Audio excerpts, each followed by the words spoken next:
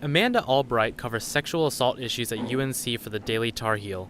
Since the Rolling Stone retraction, she's seen some people cringe when she brings up sexual assault. People are very afraid to talk about that right now, and I just think that there's kind of a silencing effect from that story. Albright said sexual violence reporting had already been a bit sensationalist, but Now it's like either, your stories are really clickbaity or like outlets aren't reporting on it at all because they're just like afraid of the comment section dissecting this person. John Robinson is a former print editor and now teaches at UNC.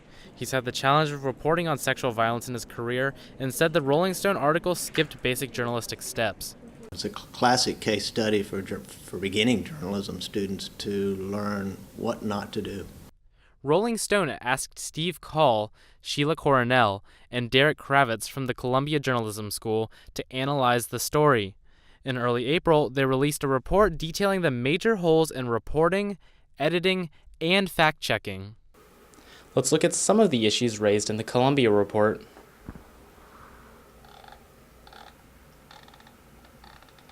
The reporter allowed confirmation bias to seep into the story. Key figures weren't quoted, such as 3 friends of the supposed victim or brothers of Phi Kappa Psi. The existence of the supposed rapist, Drew, hasn't been proven either. The reporter relied too heavily on her one source, Jackie, without any balance. UNC media ethics professor Adam Hochberg said journalists should at least try to verify all information, but knows it's tough because if journalists were held to a standard that every single thing has to be completely 100% verified, there'd be a lot of reporting that doesn't happen. Hochberg also said the conversation shouldn't just be about what's verified and what's not.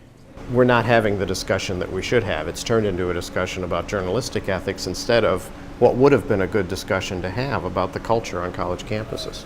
The latest data from the Department of Justice shows 1 in 5 college women are targets of sexual violence. It also says college women are 4 times more likely than any other age group to be assaulted. Albright says despite the silencing effect, sexual violence is still an important topic that she'll continue to report on.